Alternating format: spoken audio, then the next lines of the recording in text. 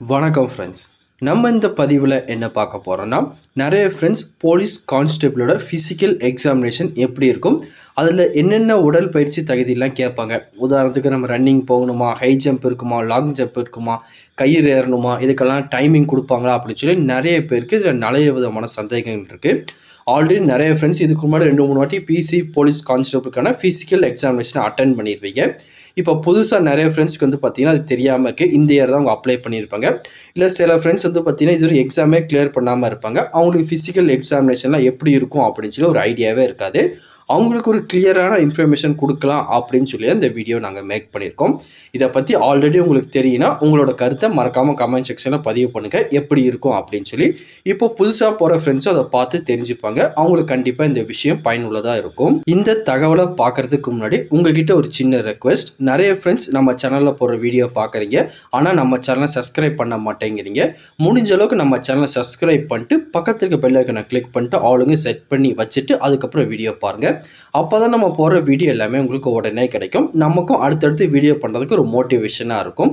அதனால் நீங்கள் இன்னும் நம்ம சேனலை சப்ஸ்கிரைப் பண்ணாமல் இருக்கீங்கன்னா மறக்காமல் நம்ம சேனலை சப்ஸ்கிரைப் பண்ணிட்டு பக்கத்தில் இருக்க பெல் ஐக்கனை கிளிக் பண்ணிட்டு ஆளுங்க செட் பண்ணிக்கோங்க. இப்போ வாங்க ஃப்ரெண்ட்ஸ் வீடியோக்குள்ளே போகலாம். முதல்ல இந்த டிஎன்யூஎஸ்ஆர்பி போலீஸ் கான்ஸ்டபிள் உடல் தகுதி தேர்வை 4 கட்டமாக பிரிக்கலாம். முதல்ல சான்றிதழ் சரிபார்த்தல், அதுக்கப்புறம் உடல் கூர் அளித்தல், அதுக்கப்புறம் உடல் உறுதி தேர்வு, அதுக்கப்புறம் உடல் திறன் போட்டிகள் அப்படின்னு சொல்லி 4 வகையாக பிரிக்கலாம். ஃபஸ்ட்டு சான்றிதழ் சரிபார்த்தல் அப்படின்னு என்ன ப்ரோ அப்படின்னு சொல்லி நிறைய பேர் கேட்பீங்க.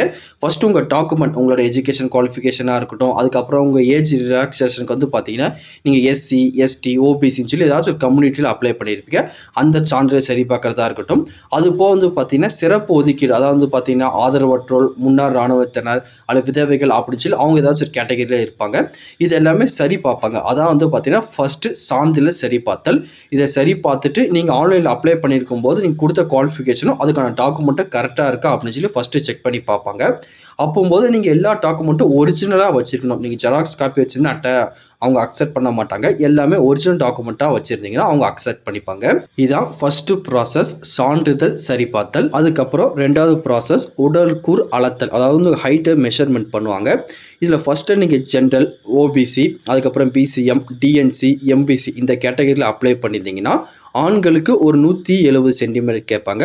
அதே பெண்களாக இருந்தீங்கன்னா 159 சென்டிமீட்டர் கேட்பாங்க. அது போக எஸ்சி, எஸ்சிஏ, எஸ்டி இந்த கேட்டகரியில் நீங்கள் அப்ளை பண்ணியிருந்தீங்கன்னா ஆண்களுக்கு 167 சென்டிமீட்டர் கேட்பாங்க, பெண்களுக்கு 157 சென்டிமீட்டர் கேட்பாங்க. இதான் வந்து பார்த்தீங்கன்னா செகண்ட் ப்ராசஸ். அவங்க சொன்ன ஹைட்டு கிட்ட நீங்கள் இருந்தால் மட்டும் தான் அவங்க குவாலிஃபை பண்ணுவாங்க. அப்படி நீங்கள் கொஞ்சம் முன்ன பின்ன இருந்தீங்கன்னா அவங்க டிஸ்குவாலிஃபை பண்ணுறதுக்கு அதிகமான சான்சஸ் இருக்குது. நீங்கள் என்ன கம்யூனிட்டிக்கு அப்ளை பண்ணுறீங்களோ அதுக்கான ஹைட் உங்ககிட்ட கரெக்டாக இருக்கான்னு செக் பண்ணி பார்த்துட்டு அதுக்கேற்ற மாதிரி உங்களை ப்ரிப்பேர் பண்ணிக்கோங்க. அதுக்கப்புறம் எல்லாருமே ஒரு டவுட் கேட்பீங்க, ப்ரோ நான் 169.5 இருக்கேன் அப்படின்னு எனக்கு என்ன ஹைட் போடுவாங்க அப்படின்னு சொல்லி நிறைய பேர் கேட்பீங்க. நீங்கள் உண்மையான அளவு 169.6 இருக்கீங்கன்னா அவங்க ஹைட்டை வந்து பார்த்தீங்கன்னா 169.5 அப்படி தான் கால்குலேட் பண்ணுவாங்க. அதே நீங்கள் 169.7 அப்படி இருந்தீங்கன்னா 169.5 தான் கால்குலேட் பண்ணுவாங்க. அதே நீங்கள் 169.8 அந்த 7க்கு அப்புறம் 8ல் நீங்கள் இருந்தீங்கன்னா 170 அப்படின்னு கால்குலேட் பண்ணிடுவாங்க. அதுக்கு மேலே வந்து பார்த்தீங்கன்னா நீங்கள் என்னென்ன ரேஞ்சில் இருந்தீங்கன்னா அவங்க எவ்வளோ ஹைட் கால்குலேட் பண்ணுவாங்க அப்படின்னு சொல்லி சார்ட்லேயே கொடுத்துருக்காங்க. பார்த்தீங்களா, 169.6 7ன்னு இருந்தீங்கன்னா 169.5 தான் அவங்க கணக்கு எடுத்துப்பாங்க. அதுக்கு மேலே நீங்கள் எடுத்தீங்கன்னா 170 அப்படின்னு சொல்லி அவங்க கணக்கு எடுத்துப்பாங்க. இந்த ரைட் தான் வந்து பார்த்தீங்கன்னா அவங்க முழு எண்ணெய் மாற்றுறதுக்காக யூஸ் பண்ணிட்டு இருக்காங்க. அதுக்கப்புறம் வந்து உங்கள் செஸ்ட்டை கால்குலேட் பண்ணுவாங்க.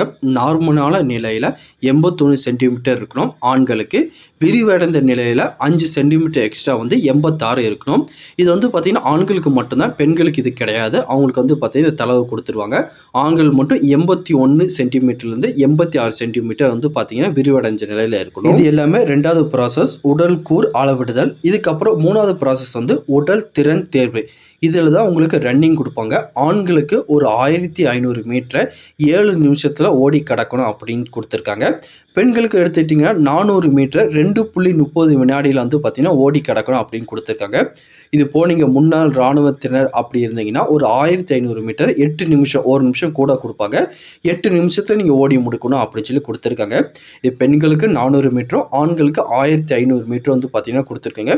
நிமிஷம் எல்லாமே மாறுபடும். இது கண்டிப்பாக வந்து பார்த்திங்கன்னா போலீஸ் எக்ஸாமில் ஒரு முக்கியமான பார்ட்டு. இது உங்களுக்கு ரொம்ப கஷ்டமாக ஓட்டமாலாம் இருக்காது. கிரவுண்டில் வந்து பார்த்தீங்கன்னா ரவுண்ட் ஷேப்பில் தான் அங்கே ஓட விடுவாங்க. மொத்தம் ஒரு 4 ரவுண்டு நீங்கள் ஓடி முடிக்கிற மாதிரி இருக்கும். கண்டிப்பாக வந்து பார்த்தீங்கன்னா போலீஸில் இது நீங்கள் கண்டிப்பாக முடிச்சே ஆகணும். அதுக்கப்புறம் 4வது ப்ராசஸ் தான் மிக முக்கியமான ப்ராசஸ். இதில் நீங்கள் எப்படிலாம் நடந்துக்கிறீங்களோ அதுக்கேற்ற மாதிரி தான் உங்களுக்கு 24க்கு 24 மார்க் கிடைக்கும். அது என்னென்னு சொல்லி இப்போ 1 பை 1ஆக பார்க்கலாம். இதை வந்து பார்த்தீங்கன்னா உடல் திறன் போட்டின்னு சொல்லுவாங்க. இதில் மொத்தம் 24 மார்க் கொடுப்பாங்க உங்களுக்கு. ஒவ்வொன்றுக்கும் வந்து பார்த்தீங்கன்னா ஒவ்வொரு விதமான கேட்டகரியில் மார்க்கை பிரிச்சிருக்காங்க. ஃபர்ஸ்ட் வந்து பார்த்தீங்கன்னா உதாரணத்துக்கு நீங்கள் கயிறு ஏறுறீங்கன்னா நீங்கள் 1 ஸ்டார் எடுத்தீங்கன்னா உங்களுக்கு 4 மார்க் கொடுப்பாங்க. 2 ஸ்டார் எடுத்தீங்கன்னா 8 மார்க் உங்களுக்கு கொடுப்பாங்க. நீங்கள் ஏறவே இல்லைன்னா வந்து பார்த்தீங்கன்னா உங்களுக்கு 0 மதிப்பெண் கொடுத்துருவாங்க. ஆனால் உங்களை வந்து பார்த்தீங்கன்னா ஃபெயில் ஆக்க மாட்டாங்க. உங்களுக்கு 0 மதிப்பெண் கொடுத்து உங்களை வெளியே அனுப்பிச்சிருவாங்க. இதே மாதிரி வந்து பார்த்தீங்கன்னா ஒவ்வொரு போட்டிக்கும் நீங்கள் எடுக்கிற ஸ்டாரை பொறுத்து உங்களுக்கு மார்க் அதிகபட்சமாக கிடைக்கும். நீங்கள் இதுக்கு எவ்வளோக்கு எவ்வளோ அதிகமாக ஸ்டார் அடிக்கீங்களோ அவ்வளோக்கு அவ்வளோ வந்து பார்த்தீங்கன்னா ஃபுல் மார்க் கிடைக்கிறதுக்கு உங்களுக்கு சான்ஸ் இருக்குது. முதல்ல ஆண்களுக்கான போட்டி என்னென்ன கொடுத்துருக்காங்க அப்படின்னு பார்க்கலாம். ஃபர்ஸ்ட் கயிறு ஏறுதல். இதில் 5 மீட்டர் வரையும் ஏறினீங்கன்னா 1 ஸ்டார் 4 மதிப்பெண் கிடைக்கும். அதே நீங்கள் 6 மீட்டர் ஏறினீங்கன்னா 2 ஸ்டார் 8 மதிப்பெண் உங்களுக்கு கிடைக்கும். ஃபுல் மார்க் எடுத்துடலாம். அதே மாதிரி அதுக்கப்புறம் நீளம் தாண்டுதல் அல்லது உயரம் தாண்டுதல் ரெண்டில் ஏதாச்சும் ஒன்று நீங்கள் சூஸ் பண்ணிக்கலாம். அது உங்களோட விருப்பம் தான். நீளம் தாண்டுதல் நீங்கள் சூஸ் பண்ணிங்கன்னா 3.8 மீட்டருக்கு குறையில்லாமல் நீங்கள் தாண்டி இருக்கணும். அப்போ தான் நீங்கள் பாஸு 0 மதிப்பெண்ணோடு வெளியே வர முடியும். நீங்கள் அப்படி இல்லை 3.8 மீட்டருக்கு மேலே தாண்டினா உங்களுக்கு 1 ஸ்டார் 4 மார்க் கிடைக்கும். அப்படிலாம் வந்து பார்த்தீங்கன்னா உங்களுக்கு மதிப்பெண் குறையும். அதே 4.5க்கு மேலே தாண்டிட்டீங்கன்னா உங்களுக்கு வந்து பார்த்தீங்கன்னா 2 ஸ்டார் 8 மதிப்பெண் கிடைக்கும். அதே மாதிரி உயரம் தாண்டுதல் வந்து பார்த்தீங்கன்னா 1.2 மீட்டருக்கு மேலே தாண்டிருக்கணும். தாண்டிங்கன்னா 1 ஸ்டார் உங்களுக்கு 4 மதிப்பெண் கிடைக்கும். 1.4 மீட்டருக்கு மேலே நீங்கள் தாண்டிட்டீங்கன்னா 2 ஸ்டார் 8 மதிப்பெண் உங்களுக்கு கிடைக்கும். அதுக்கப்புறம் வந்து பார்த்தீங்கன்னா இதுக்கப்புறமும் ஒரு சின்ன ஒரு ஓட்டம் கொடுப்பாங்க உங்களுக்கு. ஒரு 100 மீட்டர் அல்லது 400 மீட்டர் நீங்கள் எதுனாலும் தேர்ந்தெடுத்துக்கலாம். இதில் நீங்கள் 100 மீட்டரை 15 வினாடியில் முடிச்சிட்டிங்கன்னா உங்களுக்கு 1 ஸ்டார் கொடுப்பாங்க, 4 மதிப்பெண் கிடைக்கும். அதே 100 மீட்டரை நீங்கள் 13.5 வினாடியில் முடிச்சிட்டிங்கன்னா உங்களுக்கு 2 ஸ்டார் கொடுப்பாங்க, 8 மார்க் உங்களுக்கு கிடைக்கும். அதுக்கப்புறம் 400 மீட்டர் எடுத்துட்டிங்கன்னா நீங்கள் 80 வினாடியில் முடிச்சிட்டிங்கன்னா உங்களுக்கு 1 ஸ்டார் கிடைக்கும். இதை 70 வினாடியில் முடிச்சிட்டிங்கன்னா 2 ஸ்டார் கிடைக்கும். நீங்கள் இது மூலியமாக ஃபுல் மார்க் வந்து பார்த்தீங்கன்னா எடுக்கிறதுக்கு ட்ரை பண்ணுங்கள். எதுக்காக நான் உங்களை அதிக மார்க் எடுக்க சொல்கிறேன்னா இதில் வந்து பார்த்தீங்கன்னா நீங்கள் எக்ஸாமில் நல்ல மார்க் எடுத்துப்பீங்க. இதில் ரொம்ப குறைவான மார்க் எடுத்துட்டிங்கன்னா நிறைய கேண்டிடேட் வந்து பார்த்தீங்கன்னா இதில் ஃபுல் மார்க் எடுத்துகிட்டு உங்கள் மதிப்பெண்ணோட அதிக மதிப்பெண் எடுத்துகிட்டு போயிடுவாங்க. அந்த காரணத்தில் இதுலேயும் நீங்கள் ஃபுல் மார்க் வைக்கிறதுக்கு ட்ரை பண்ணுங்கள். முடிஞ்ச அளவுக்கு உங்கள் பெஸ்ட்டை கொடுங்க. அப்போ தான் இந்த வருஷம் இந்த பிசி கான்செப்டில் ஒரு வேகன்சி உங்களுக்குன்னு கிடைக்கிறதுக்கு சான்ஸ் இருக்குது. அதுக்கப்புறம் பெண்களுக்கான போட்டியை பார்த்துக்கலாம். இவங்களுக்கு வந்து பார்த்தீங்கன்னா நீளம் தாண்டுதல் இருக்கும். 3 மீட்டர் தாண்டினாங்கன்னா 1 ஸ்டார் 4 மதிப்பெண் கிடைக்கும். 3.75 மீட்டர் தாண்டினாங்கன்னா 2 ஸ்டார் 8 மதிப்பெண் கிடைக்கும். அதுக்கப்புறம் குண்டு எறிதல் அல்லது கிரிக்கெட் பந்து எறியலாம். ரெண்டில் ஏதாச்சும் நாங்கள் சூஸ் பண்ணிக்கலாம். ஃபர்ஸ்ட் வந்து பார்த்தீங்கன்னா குண்டு எறிதல் 4 கிலோவை எடுத்து அவங்க 4.25 மீட்டருக்கு தந்து வீசிட்டாங்கன்னா 4 மதிப்பெண் 1 ஸ்டார். அதே 5.5 மீட்டர் வீசிட்டாங்கன்னா 2 ஸ்டார் 8 மதிப்பெண் கிடைக்கும். அல்லது வந்து பார்த்தீங்கன்னா கிரிக்கெட் பந்தை எரிஞ்சாங்க ஒரு 17 மீட்டருக்கு மேலே எரிஞ்சாங்கன்னா 1 ஸ்டார் 4 மதிப்பெண் கிடைக்கும். 24 மீட்டருக்கு மேலே வீசிட்டாங்கன்னா 2 ஸ்டார் 8 மதிப்பெண் கிடைக்கும். அதுக்கப்புறம் இவங்களுக்கு வந்து பார்த்தீங்கன்னா ஓட்டம் கொடுத்துருப்பாங்க. 100 அல்லது 200 மீட்டர் அவங்க சூஸ் பண்ணிக்கலாம். ஃபஸ்ட்டு 100 மீட்டரில் 17.5 வினாடியில் ஓடிட்டாங்கன்னா 4 மதிப்பெண் கொடுப்பாங்க, 1 ஸ்டார். இதே 15.5 வினாடியில் முடிச்சிட்டாங்கன்னா 2 ஸ்டார் 8 மதிப்பெண் கிடைக்கும். அதுக்கப்புறம் 200 மீட்டர்னு எடுத்துட்டிங்கன்னா 38 வினாடியில் முடிச்சிட்டாங்கன்னா 1 ஸ்டார் 4 மதிப்பெண் கிடைக்கும். அதே வந்து பார்த்தீங்கன்னா 33 வினாடியில் முடிச்சிட்டாங்கன்னா 2 ஸ்டார் 8 மதிப்பெண் கிடைக்கும். முடிஞ்ச அளவுக்கு வந்து பார்த்தீங்கன்னா நீங்களும் இதில் ஃபுல் மார்க் வைக்கிறதுக்கே ட்ரை பண்ணுங்கள். அப்போ தான் உங்களுக்கு கட் ஆஃப் மார்க் வரதுக்கு அதிக விதமான சான்ஸ் இருக்குது. அதுக்கப்புறம் முன்னாள் இராணுவத்தராக நீங்கள் இருந்தீங்கன்னா ஃபஸ்ட்டு உங்களுக்கு குண்டு எறிதல் கொடுப்பாங்க. இதை நீங்கள் 5 மீட்ரு குறைவாக வீசினீங்கன்னா நீங்கள் பாஸு 0 மதிப்பெண்ணில் போயிடலாம். 5 மீட்டருக்கு மேலே வீசினீங்கன்னா 1 ஸ்டார் கிடைக்கும். 6 மீட்ரு வீசினா 2 ஸ்டார் கிடைக்கும். நீங்கள் வந்து பார்த்தீங்கன்னா ஜஸ்ட்டு பாஸ் ஆனாலே போதும். ஏன்னா உங்கள் முன்னாள் இராணுவத்தில் கேட்டகரியில் வேகன்சி எப்போவுமே ஃபில் ஆகாமல் வேகன்சி பெண்டிங்கில் தான் இருந்துக்கிட்டு இருக்கு. அதனால் ஜஸ்ட்டு நீங்கள் எல்லாமே இதில் பாஸ் ஆகி இதில் வந்து பார்த்தீங்கன்னா குவாலிஃபை ஆனால் மட்டும் உங்களுக்கு போதுமானது.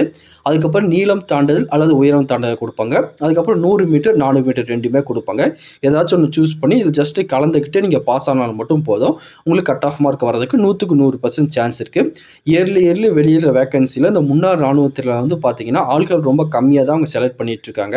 அதனால் வந்து பார்த்தீங்கன்னா பெண்டிங் வேகன்சியாக தான் போய்கிட்டு இருக்கு. நீங்கள் ஜஸ்ட் வந்து பார்த்தீங்கன்னா கலந்துக்கிட்டால் மட்டும் போதும், உங்களுக்கு வேகன்சி எல்லாமே உங்களுக்கு கிடைச்சிரும். இந்த மாதிரி தான் உங்களுக்கு இந்த TNUSRB போலீஸ் கான்ஸ்டபிளுக்கான ஃபிசிக்கல் எக்ஸாமினேஷனை கண்டக்ட் பண்ணுவாங்க.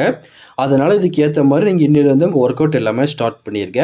வேறு எதாவது இதை பற்றி உங்களுக்கு டவுட் இருந்தாலும் கீழே கமெண்ட் செக்ஷனில் தெரிவிங்க. கண்டிப்பாக உங்களுக்கு நான் கிளியர் பண்ணித்தரேன். இந்த பதிவு கண்டிப்பாக உங்களுக்கு பயனுள்ளதாக இருக்கும்னு நினைக்கிறேன். தெரியாதவங்க ஃப்ரெண்ட்ஸுக்கும் இந்த வீடியோ ஷேர் பண்ணுங்கள். பிடிச்சிருந்தால் லைக் பண்ணுங்கள். அடுத்த ஒரு பயனுள்ள வீடியோ சந்திக்கலாம். Thank you and bye bye friends.